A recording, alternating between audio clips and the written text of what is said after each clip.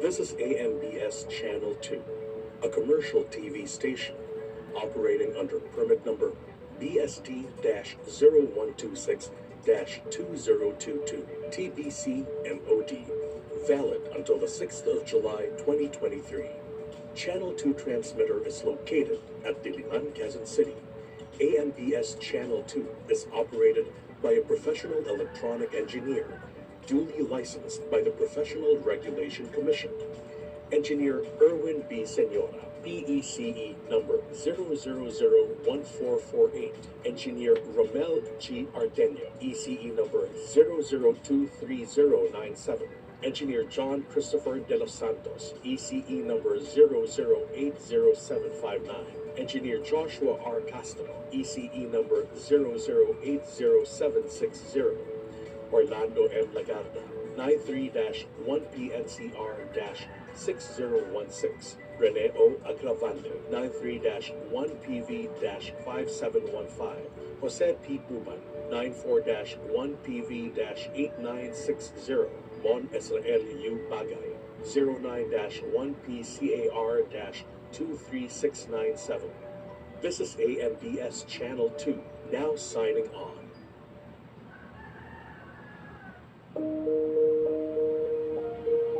Sa ngalan ng Ama, at ng Anak, at ng Espiritu Santo. Panginoong Hesus, Hari ng langit at lupa, pinagkalma mong unos at nagangalit na dagat upang iligtas sa pag-anim at maihatid ng matiwasay ang iyong mga alagad sa pampang. Halina't kami tulungan sa gitna ng magkakasunod na unos na aming hinaharap at kami iligtas sa anumang kapahamakan. Amen. Magsisimula na po ba? Ang susunod na programa ay rated PG. Ang telebisyon at pelikula ay mahalagang parte ng bawat pamilyang Pilipino. It plays a crucial role in telling our own stories and our own experiences as Filipinos. Sa bagong Pilipinas, inaanyayahan ng MTRCB ang bawat manonood. Ang telebisyon at ang mga sinihan ay nagsisilbi ring pangalawa nating tahanan. Ang bagong Pilipino ay responsableng manonood. Kaya't sisiguraduhin ng MTRCB na protektahan at pagyamanin ang ating unique Filipino viewing experience.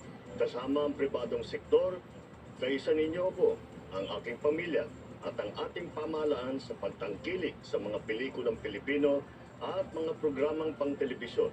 Dahil ang bagong Pilipino ay pinagmamalaki ang kwentong Pilipino. Bagong Pilipino.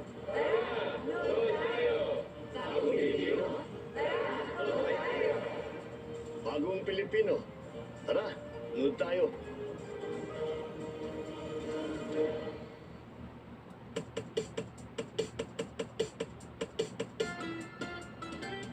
Ang bawat araw may surpresang saya, mabaong ngiti at tawa.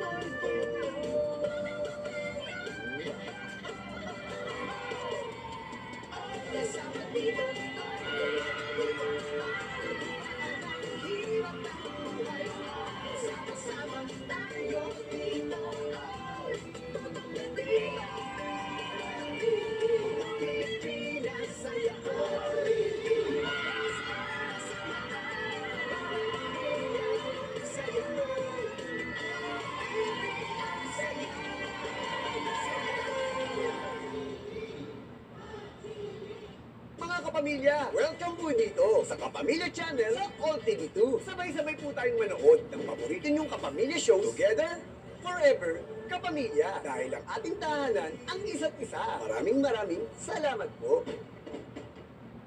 Tahanan natin ang isa't isa. Together forever, Kapamilya.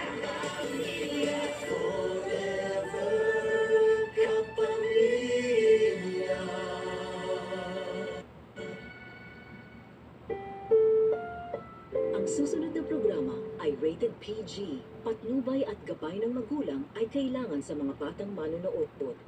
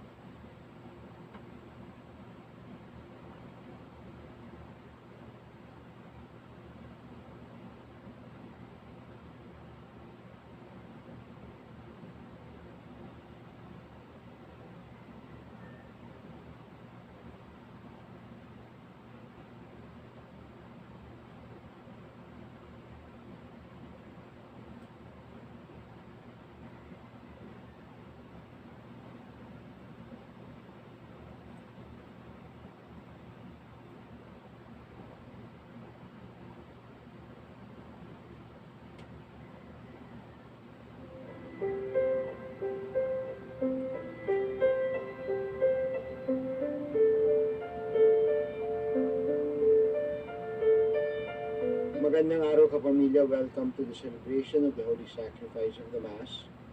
Together let us pray. Lord, we humbly stand before you and offer to you all the intentions commended to our prayers and these special petitions. We pray for all our leaders in government who are shepherding the priority bills of the President himself, the Speaker, the Senate President, our senators, congressmen, and women. May they be selfless in crafting these important laws, most especially the anti-dynasty bill.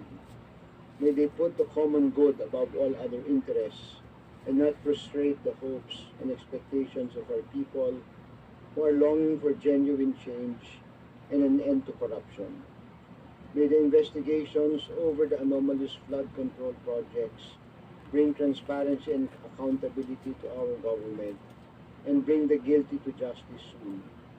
May we as church organize our communities to actively participate in good governance and take seriously our civic duties and responsibilities for the sake of the future of our country and people, especially the youth and the marginalized. As we celebrate the birth of your Son, may love, joy, and hope be renewed in our hearts. And may we continue to share the blessings of this Jubilee of hope with one another. May our future actions and mobilizations truly bring the good news to the poor who have long been the victims of corruption. We pray for Pope Leo and our bishops. Amen. Today is Friday, Memorial of Saints Basil the Great and Gregory Nazianzen. Our Mass presider is Father Tito Calua. Entrance antiphon. Let the peoples recount the wisdom of the saints, and let the church proclaim their praise. Their names will live on and on. In the name of the Father, and of the Son, and of the Holy Spirit. Amen. The Lord be with you. And with your spirit. My dear brothers